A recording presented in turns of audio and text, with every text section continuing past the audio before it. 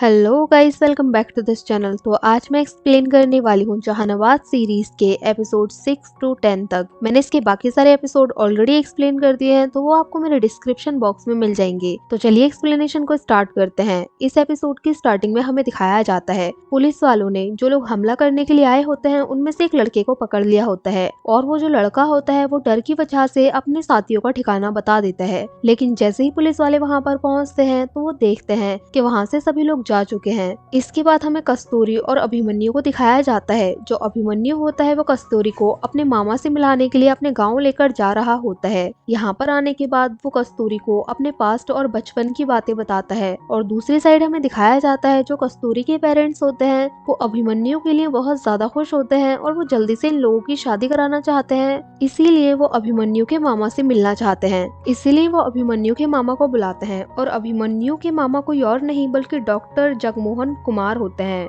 जो कि नक्सली चीफ होते हैं। और यहाँ से जो पूरी स्टोरी होती है उसमें एक अलग ही ट्विस्ट आ जाता है, और हमें दिखाया जाता है कि जो कस्तूरी और अभिमन्यु होते हैं उनका प्यार और भी ज्यादा गहरा हो रहा होता है। इसके बाद हमें दिखाया जाता है जो दीपक कुमार होता है उसको सूरज सिंह के मर्डर के केस में कोर्ट में पेश किया जाता है, और जो जज होता है वो उसको उम्र कैद की सजा सुनाता है। इसीलिए उसको दुर्गेश की जेल में लाया जाता है। यहाँ पर जो दुर्गेश होता है उसको समझ में आ जाता है कि ये जो नक्सली हैं वो सीआरपीएफ कैंप पर बस भटकाने के लिए हमला कर रहे हैं, और इसीलिए वो उनको इन्फॉर्म करना चाह रहा होता है। लेकिन जो नक्सली होते हैं वो उस कैंप की टेलीफोन वायर ही कट कर देते हैं, और इतने में जो नक्सली होते हैं वो कैंप में आग लगा देते हैं। और दूसरी साइड हमें दिखाया जाता है जो अभिमन्यु के मामा होते हैं वो कस्तूरी के घर आ जाते हैं उसके रिश्ते की बात करने के लिए। अब वो यहाँ पर आने के बाद बताते हैं कि शादी के बाद जो अभिमन्यु है वो जहानाबाद में ही रहना चाहता है। और इसके बाद अभिमन्यु और उसके मामा एक साथ कार में जा रहे होते हैं। तब यहाँ पर जो अभिमन्यु होता है वो अपने मामा से कहता है कि गया की नदी के सहारे हम लोग सारा लूटा हुआ माल यहाँ पर ला सकते हैं। और यहाँ से हमें पता चलता है कि जो अभिमन्यु है वो भी इन लोगों के साथ शामिल है,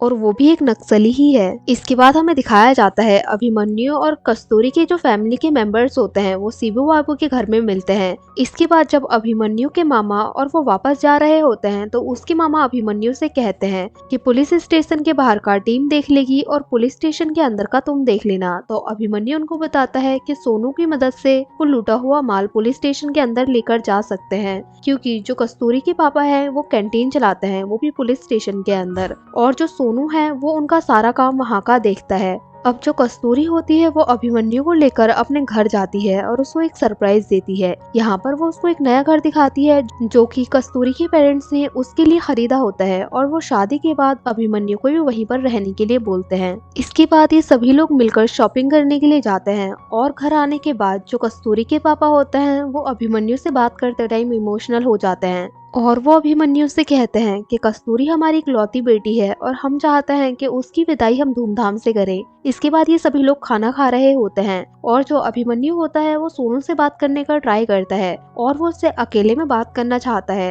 अब जो अभिमन्यु होता है वो सोनू से अकेले में बात करने का टाइम निकाल लेता है, और वो उसको पान खिलाने के बहाने बाहर ले जाता है, और यहाँ पर वो उससे कहता है कि हमें जेल घूमनी है। लेकिन जो सोनू होता है वो उसको बताता है कि आजकल बहुत ज्यादा चेकिंग चल रही है, इसलिए हम आपको जेल घुमाने के लिए नहीं ले जा सकते हैं। अब जो सोनू होता है वो अभिमन्यु को वापस घर छोड़कर यहाँ से चले जाता है, क्योंकि कल सुबह उसको पटना के लिए निकलना होता है। अब हमें नेक्स्ट डे का सीन दिखाया जाता है। जब सत्यनारायण की कथा चल रही होती है तब अभिमन्यु को पता चलता है कि कस्तूरी के पापा भी सोनू के साथ पटना गए हैं। अब वो बाहर आता है और अपने मामा को कॉल लगाकर कहता है कि मिशन को कैंसिल कर दो, क्योंकि जो उसके मामा है वो सोनू का एक्सीडेंट करने वाले थे, और अभिमन्यु बिल्कुल भी नहीं चाहता था कि इसमें कस्तूरी के पापा को भी चोट लगे। इसके बाद हमें दिखाया जाता है सोनू का एक्सीडेंट हो जाता है और उसका पैर फ्रैक्चर हो जाता है। कस्तूरी के डैड को कुछ भी नहीं होता है। अब सब लोग ये सोचकर बहुत ज्यादा बुरा फील कर रहे होते हैं कि सोनू के पैर का फ्रैक्चर हो गया है। और दूसरी साइड हमें दिखाया जाता है जो नक्सली होते हैं वो नदी के सहारे गोलियों को नाव से मंगवाते हैं, और जो नाव वाला होता है उसको पता भी नहीं होता है कि उन डब्बों में क्या है। अब जो नक्सली होते हैं वो अपना सामान लेकर यहाँ से चले जाते हैं, लेकिन एक डब्बा उस नाव वाले के नाव के अंदर रह जाता है। और जो नाव वाला होता है जिसका नाम की बंसी होता है, जब वो उस डब्बे को चेक करता है तो उसमें गोलियां निकलती हैं और वो डर के मारे उन गोलियों को पानी के अंदर ही फेंक देता है। अब अगली सुबह हमें दिखाया जाता है कि कुछ बच्चों जो कि उसमें नहा रहे होते हैं उनको वो डब्बा मिल जाता है और वो तुरंत उस डब्बे को लेकर पुलिस स्टेशन पहुंच जाते हैं। अब जो पुलिस वाले होते हैं वो उस नाव वाले की खोज में लग जाते हैं और दूसरी साइड जो नक्सली होते हैं वो भी उस नाव वाले यानी कि बंसी को ढूंढ रहे होते हैं, क्योंकि उसको पता होता है कि ये नक्सली कौन है, क्योंकि इसकी पेमेंट करने के लिए यहाँ पर अभिमन्यु आया होता है और उसके साथ कस्तूरी भी आई होती है। इसलिए जो नाव वाला होता है वो उन दोनों को ही पहचानता है, इसलिए नक्सली उसके पीछे पड़ जाते हैं। अब जो नाव वाला बंसी होता है वो अपनी जान जैसे तैसे बचाते हुए पुलिस स्टेशन पहुंच जाता है और यहाँ पर आने के बाद उनको सब कुछ बताता है। अब जो एसपी दुर्गेश होता है वो अपने कुछ पुलिस वालों के साथ बंसी को पटना भेजता है ताकि वो उन लोगों के स्केच बना सके,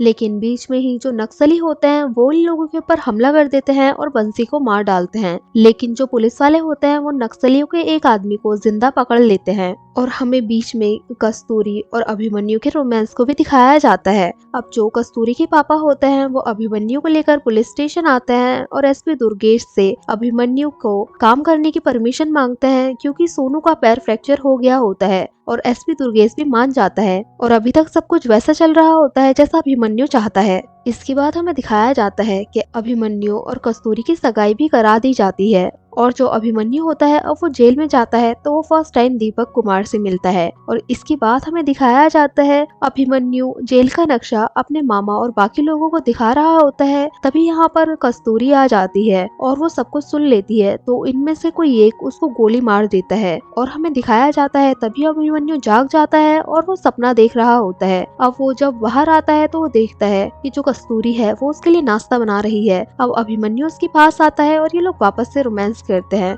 लेकिन अभिमन्यु उससे कहता है कि अभी नहीं, शादी के बाद। इसके बाद जो अभिमन्यु होता है वो कैंटीन जाता है और यहाँ पर आने के बाद वो वापस से दीपक से मिलता है और यहाँ पर वो उससे कहता है कि हमले की पूरी तैयारी हो गई है और 13 नवंबर जो है वो फाइनल डेट है और वो उसको बताता है कि भाभी आपको याद करती हैं। इसके बाद दीपक यहाँ से चले जाता है। अब हमें दिखाया जाता है जो अभिमन्यु होता है वो कस्तूरी के पापा और जेलर के साथ खाना खाने के लिए बैठता है और वो कुछ जुगाड़ लगा के इन दोनों को यहाँ से बाहर भेज देता है और वो अंदर टीवी के ऊपर पानी डाल देता है। उसका प्लान था कि वो इस टीवी को ठीक कराने के बहाने बाहर लेकर जाएगा और इसमें एक्सप्लोसिव भर के वापस से अंदर ले आएगा ताकि मेटल डिटेक्टर जो है वो टीवी की वजह से उसको डिटेक्ट ना कर पाए। अब जब अभिमन्यु वापस घर आता है तो यहाँ पर देखता है कि उसके मामा और रागनी पहले से ही घर में मौजूद है और वो उसको एक्सप्लोसिव आइटम देते हैं। अब हमें यहाँ पर पता चलता है कि जो रागनी है वो उसकी कोई फ्रेंड नहीं है बल्कि वो तो उसकी भाभी है। अब जो अभिमन्यु होता है वो एक्सप्लोसिव आइटम को टीवी के अंदर डालकर उसको पुलिस स्टेशन के अंदर ले आता है। इसके बाद हमें दिखाया जाता है जो अभिमन्यु और कस्तूरी होते हैं वो गाना सुन रहे होते हैं और उनका रोमांस वापस से स्टार्ट हो जाता है और इस बार ये लोग इंटीमेट हो जाते हैं। तभी यहाँ पर मामा जी आ जाते हैं और कस्तूरी यहाँ से चले जाती है।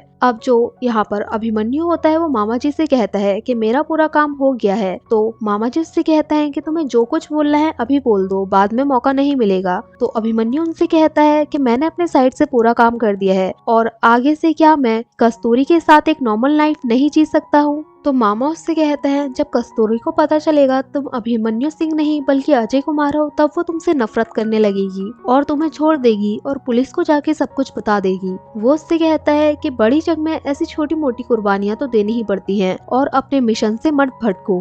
अब हमें दिखाया जाता है कि नक्सली का एक आदमी दुर्गेश को कुछ इन्फॉर्मेशन दे रहा होता है। वो उससे कहता है कि दीपक कुमार एक बड़ा हमला प्लान कर रहा है ताकि इलेक्शन कैंसिल हो जाए और ये एक इंटरनेशनल न्यूज बन जाए।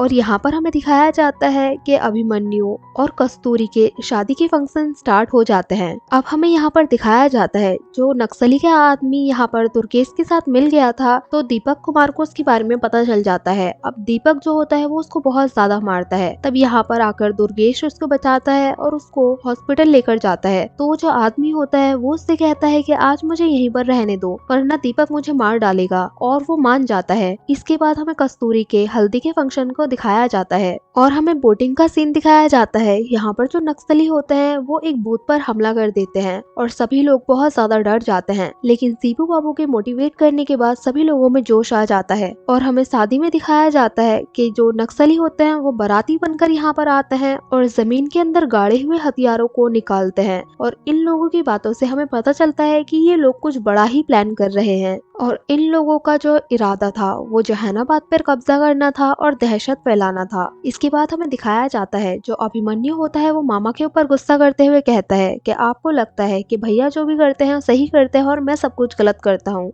और वो गुस्सा करके यहाँ से चले जाता है। इसके बाद वो कस्तूरी की मम्मी से मिलता है, पापा से मिलता है और फिर कस्तूरी से मिलता है। इसके बाद वो जेलर साहब के पास आकर उनसे कहता है कि अगर आपको टाई बांधनी आती है तो आप मेरे टाई बांध दो, और वो उनको अपने साथ लेकर चले जाता है और जो मामा और अभिमन्यु होते हैं वो मिलकर जेलर को किडनैप कर लेते हैं। और दूसरी साइड हमें उसी आदमी को दिखाया जाता है जो कि पुलिस वालों के साथ मिला हुआ था, लेकिन हमें यहाँ पे पता चलता है कि वो ऐसा नहीं था। वो बहुत ही बेरहमी से एक पुलिस वाले को मार डालता है और उसकी यूनिफॉर्म पहनकर दीपक के पास चले जाता है। इससे हमें पता चलता है कि वो सिर्फ नाटक कर रहा था पुलिस वालों के साथ मिले होने का। यहाँ से छूटने के बाद जो दीपक कुमार होता है वो सभी कैदियों के पास जाता है और उनसे कहता है कि जो भी मेरे साथी हैं वो मेरे साइड आ जाओ। अब बचे हुए लोगों को वो गोली से भून डालता है और सभी लोगों को मार देता है और इसके बाद ये लोग बैकअप का इंतजार करने लग जाते हैं क्योंकि अभी भी कुछ पुलिस वाले यहाँ पर होते हैं और ये बैकअप अभिमन्यु लेकर आने वाला था। अब हमें दुर्गेश मिश्रा को दिखाया जाता है जो कि कस्तूरी की शादी में जाने वाला होता है, इसीलिए वो इंस्पेक्टर को रिसीव करने के लिए आता है। लेकिन शादी में जाने से पहले वो कहता है कि हम एक राउंड शहर का मार लेते हैं ताकि हमें पता चल जाए कि सब कुछ ठीक है या नहीं। जब ये लोग राउंड लगा रहे होते हैं तभी इन लोगों को गोलीबारी की आवाज आने लग जाती है और ये लोग भी जवाबी फायरिंग करने लग जाते हैं और जितने भी नक्सली होते हैं उन्होंने सभी पुलिस स्टेशन में आग लगा दी होती है। अब हमें दिखाया जाता है जो अभिमन्यु होता है वो कस्तूरी के घर बारात लेकर जाता है और यहाँ पर उसके आदमी उसको किडनैप करके ले जाते हैं और ये सीरीज का फर्स्ट सीन होता है। अब जो कस्तूरी होती है वो भी अभिमन्यु के पीछे पीछे चले जाती है। अब जो अभिमन्यु होता है वो जेलर को गाड़ी से निकालता है और उससे कहता है कि इन लोगों से बोलो कि हम बैकअप लेकर आए हैं ताकि वो लोग हमला ना करे। और जैसे ही वो लोग गेट खोलता है तो जो अभिमन्यु होता है वो उन सभी लोगों को मार डालता है और यहाँ पर हमें दिखाया जाता है जो अभिमन्यु और दीपक और उसके मामा होते हैं वो लोग फायरिंग कर रहे होते हैं और दुर्गेश दूसरी साइड से जवाबी फायरिंग कर रहे होते हैं।